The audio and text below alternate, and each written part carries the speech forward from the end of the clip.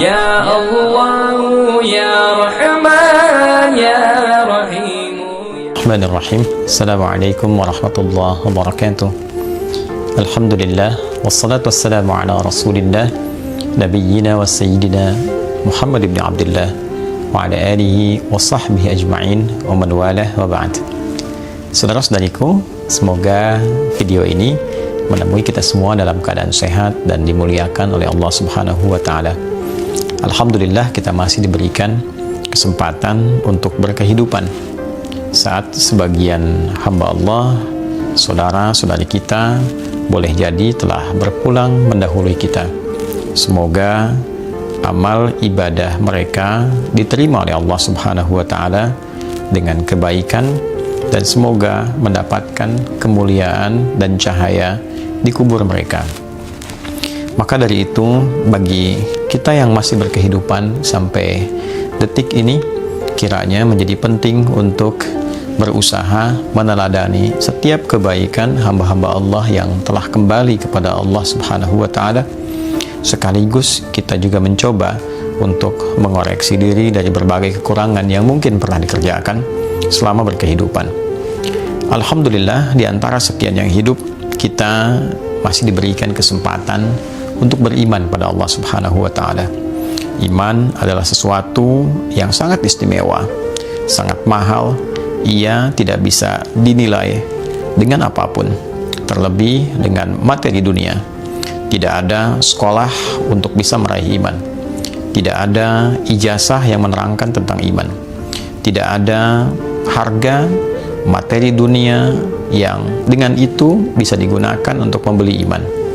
Iman adalah anugerah yang diberikan oleh Allah Subhanahu wa taala melalui kesadaran kita untuk menerimanya, melalui ikhtiar kita untuk mendapatkannya, melalui ikhtiar kita untuk bisa menguatkannya.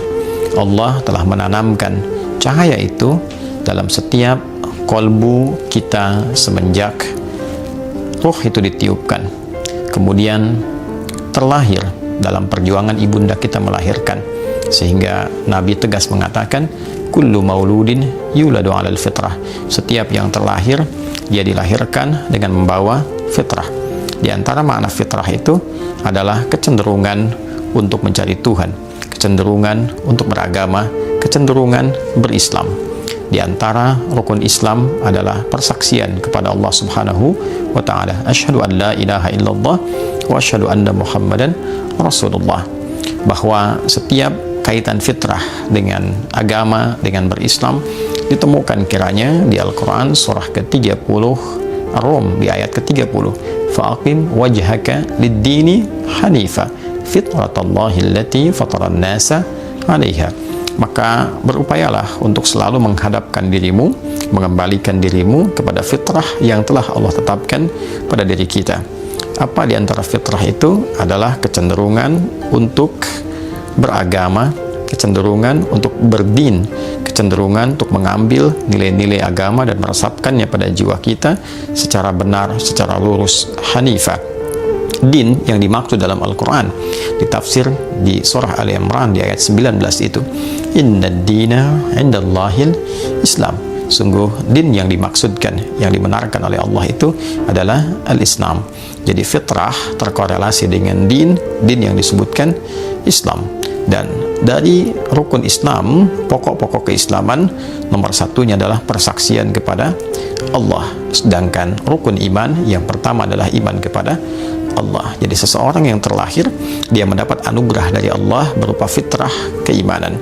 Hanya apakah fitrah itu dia aktifkan, diberikan potensinya, seperti ada orang punya handphone kemudian dia aktifkan atau tidak jaringannya supaya bisa kemudian aktif, bisa mendapatkan sinyal dan seterusnya. Demikian potensi itu ditanamkan pada diri kita, tinggal bagaimana kemampuan kita untuk berikhtiar mengaktifkan sinyal-sinyal iman itu, potensi iman itu agar bisa digunakan dalam kehidupan. Fa'abawahu yuhawwidanihi aw yunassiranihi aw yumajjisanihi. Maka lingkungan tempat kita beraktivitas, pengaruh sekitaran, bisa jadi orang tua, bisa jadi teman, bisa jadi tempat kita beraktivitas, itu yang membuat seseorang kadang-kadang berubah, kadang bergeser, bahkan kehilangan fitrahnya. Jadi penting bagi kita untuk mengkondisikan lingkungan keluarga. Ayah menjaga iman, ibu menjaga iman, satu keluarga akan terjaga. Lingkungan memberikan pengaruh, bahkan mengarahkan seseorang bagaimana dia berkarakter, bagaimana dia berperilaku, dan bagaimana dia menyusun arah berkehidupan. Di keluarga baik, tapi di lingkungan sekolah mendapatkan kondisi yang tidak baik, disekolahkan di tempat yang tidak ada iman, mendapatkan guru yang tidak beriman, mendapatkan pengajar yang tidak beriman, maka boleh jadi imannya bisa terkikis atau ia berpotensi kehilangan cahaya imannya. Demikian dia sekolah di tempat yang penuh dengan iman, tapi semisal beraktivitas, bekerja, bergaul di tempat dan lingkungan yang tidak mendukung keimanannya, bahkan menyoal keimanannya, maka berpotensi ia pun kehilangan atau bahkan terlemahkan oleh lingkungan itu terkait dengan keadaan imannya. Maka berbahagialah, bersyukurlah kita masih diberikan kehidupan, kita masih dapat beriman. Dan pertanyaan terbesarnya adalah bagaimana kita dapat menyadari, mengetahui, memastikan bahwa dalam diri kita masih ada iman. Apakah dicukupkan dengan mengatakan saya beriman? Cukup dengan tuturan lisan? Ternyata konfirmasi keimanan itu tidak hanya dicukupkan pada lisan saja, tapi mesti dikonfirmasikan dengan keadaan hati yang dapat merespon akan sinyal-sinyal yang dipancarkan oleh Allah untuk mengaktifkan keadaan iman itu. Dulu ada orang yang mengatakan kami telah beriman di era Nabi SAW. Lalu Allah Subhanahu wa Ta'ala menurunkan wahyu kepada Nabi Muhammad SAW untuk memberikan standar iman yang tidak melalui ucapan tapi konfirmasi dari kedalaman hati. Maka turunlah diantaranya Al-Quran surah ke-49 itu di ayat ke-14. Qalatil a'rabu amanna. Segelintir orang Arab Badui pada masa itu mengatakan kami telah beriman dengan lisan mereka. Qul lam tu'minu, maka Allah menyampaikan kepada Nabi Muhammad SAW, Muhammad sampaikan pada mereka, lam tu'minu, kalian belum beriman yang sejati, belum benar. Jadi iman tidak cukup dikatakan dengan lisan. Boleh jadi sebagian orang akan berkata, saya juga beriman. Boleh jadi ada orang yang memang membutuhkan kalimat iman itu untuk kebutuhan duniawi, sehingga dengan lisannya dia bisa berkamuflase mengatakan, saya pun beriman, saya juga muslim. Maka Allah membuat standar, Qul lam tu'minu, katakan Muhammad SAW, kalian belum beriman yang sejati. Walakin qulu aslamna walamma yadkhulul imanu fi qulubikum. Tapi cukup katakan, saya baru mendeklarasikan sebagai muslim, saya pun Islam. Tapi untuk memastikan keislaman Anda benar itu, cek dalam qalbumu.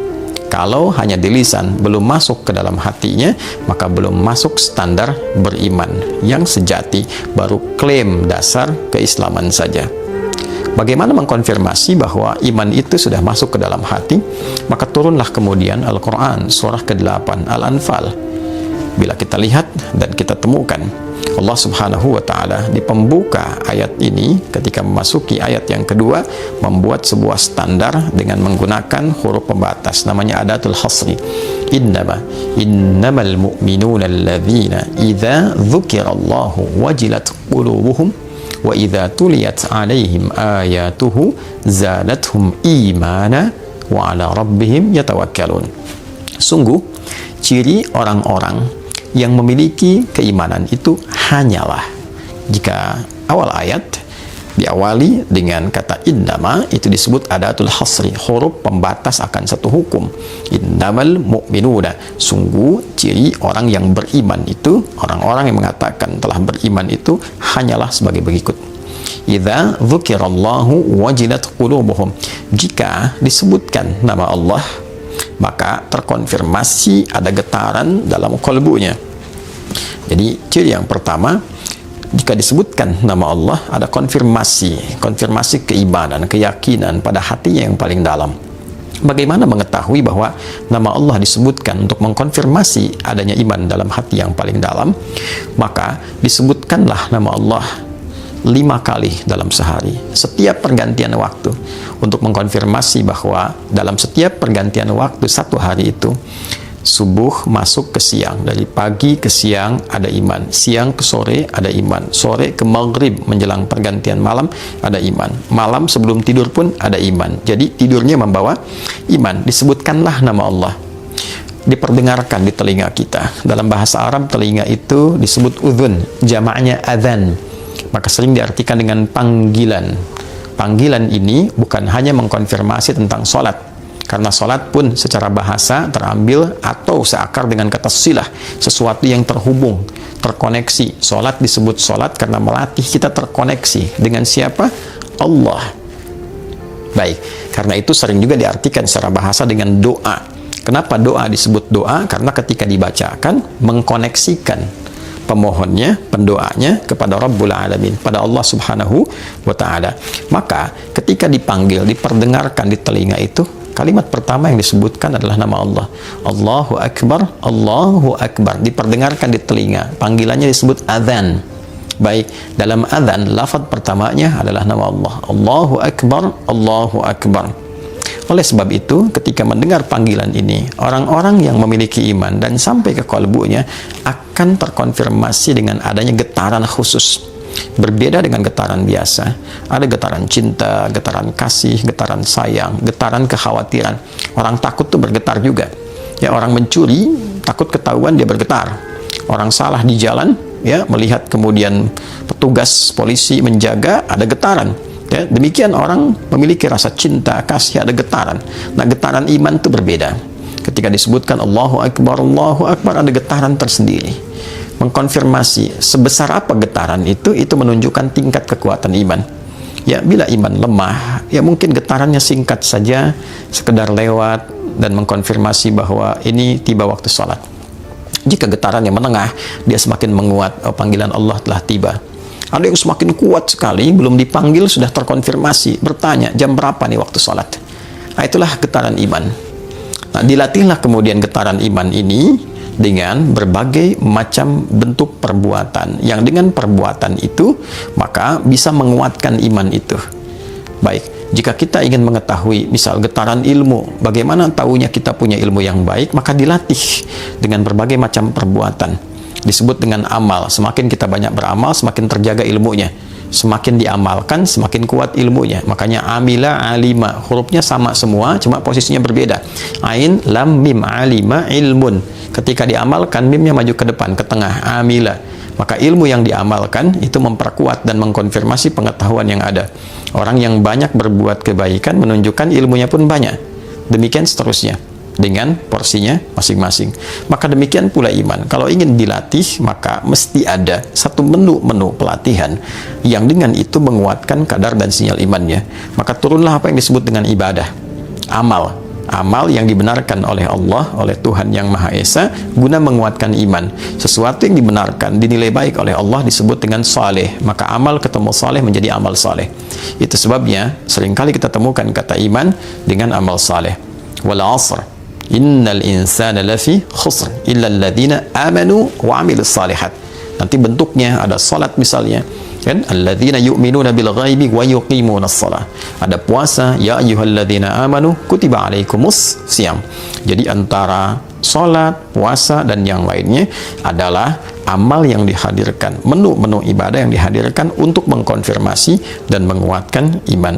Bila iman telah kuat, maka ia menjadi panduan bagi seluruh anggota tubuh kita untuk berperilaku. Sinyalnya semakin kuat, dia menembus dari hati yang paling dalam keluar, masuk ke mata, maka mata melihat dibimbing oleh iman. Oleh karena itu, standar penglihatan iman bukan budaya lagi.